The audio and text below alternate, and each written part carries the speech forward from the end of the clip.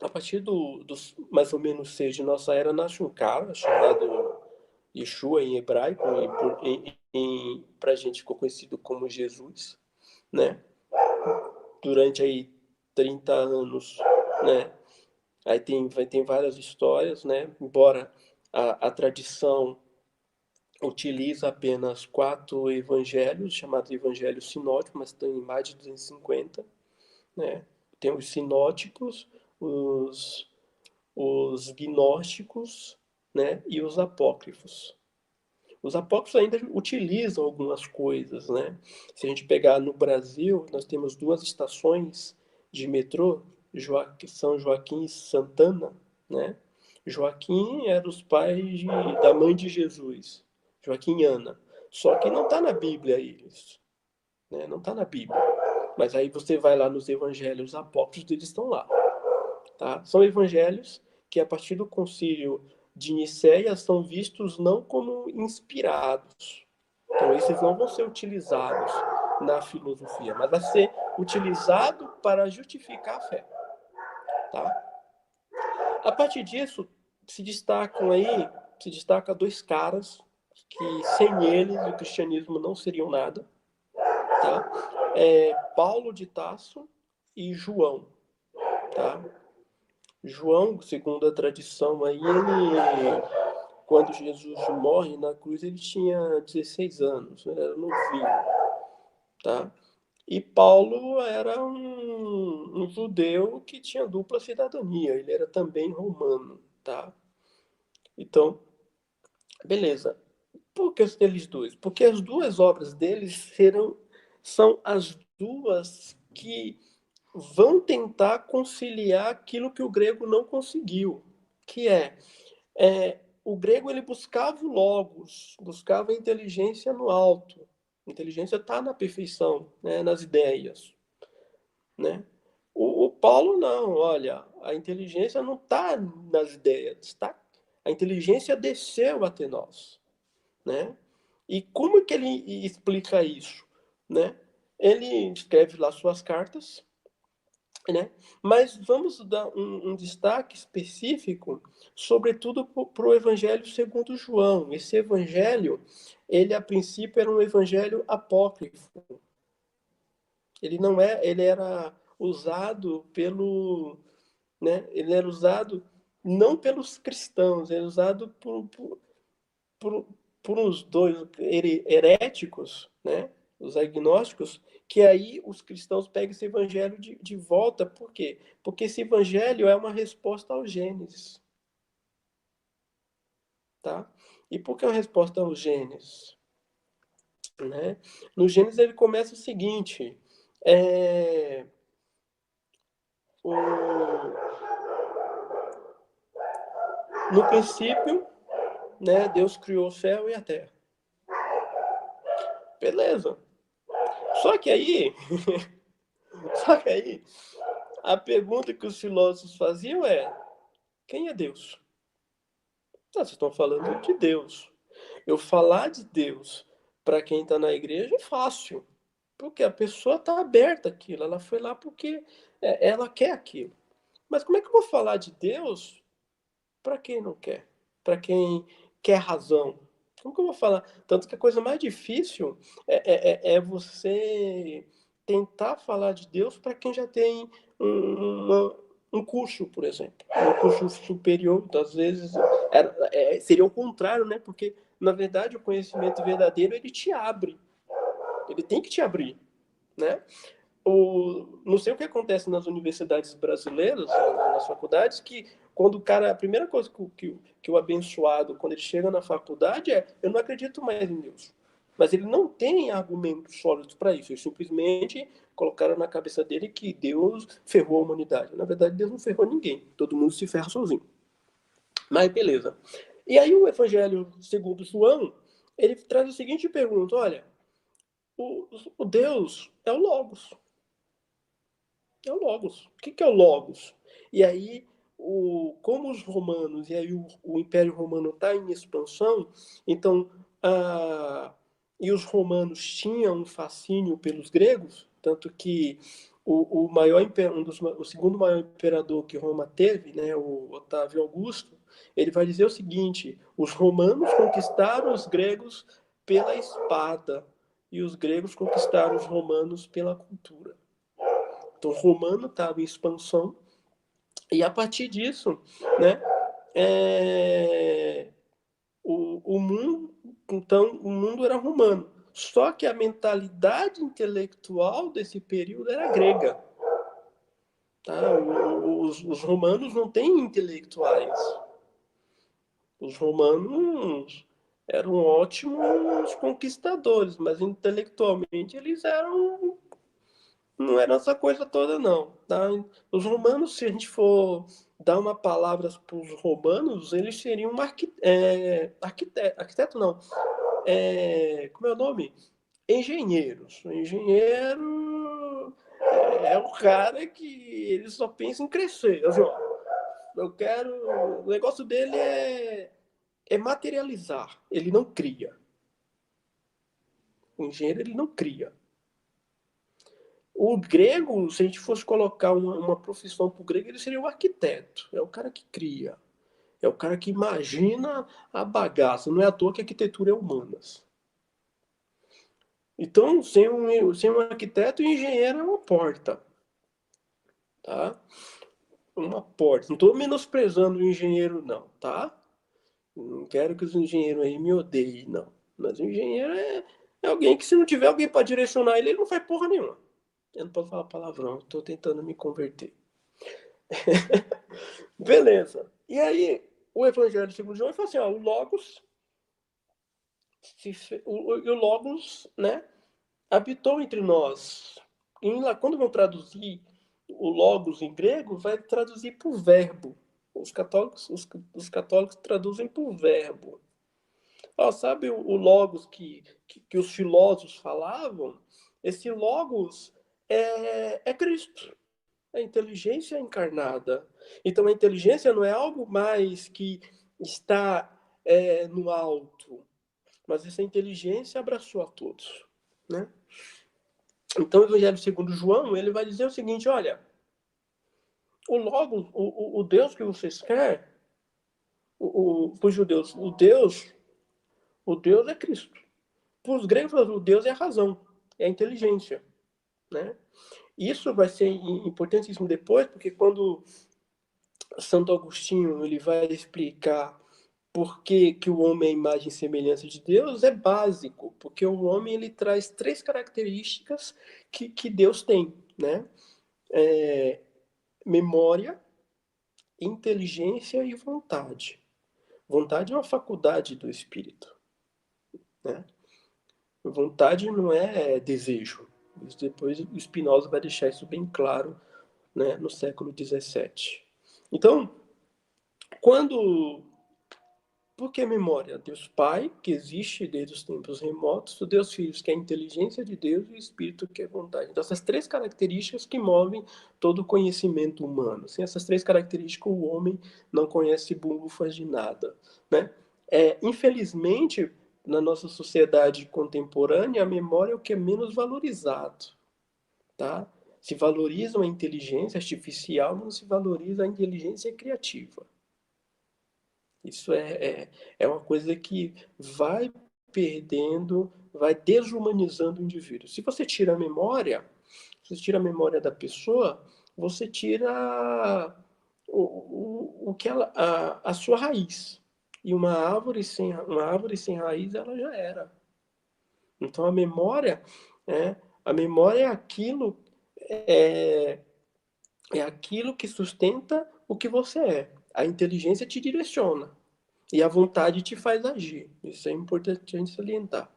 Então, a partir desses dois escritores, o cristianismo começa a ganhar espaço, tá? Ganhar espaço no mundo, né? E começa a ter diversos adeptos por um motivo básico, tá? É, é um conhecimento fácil de ser assimilado, não é um conhecimento complexo, né? É, As pessoas podem não entender ciência, né? Mas entendem muito bem o que é carinho, o que é dedicação, o que é entrega. Pô, primeira coisa que se pensa, pô, um cara que foi capaz de dar a vida por uma ideia, então essa ideia deve ser boa, né? Tanto que seja do lado positivo, seja do lado negativo. Então, quando eu falo lado positivo, homens que, né, você pode matar o homem, mas não mata a ideia dele.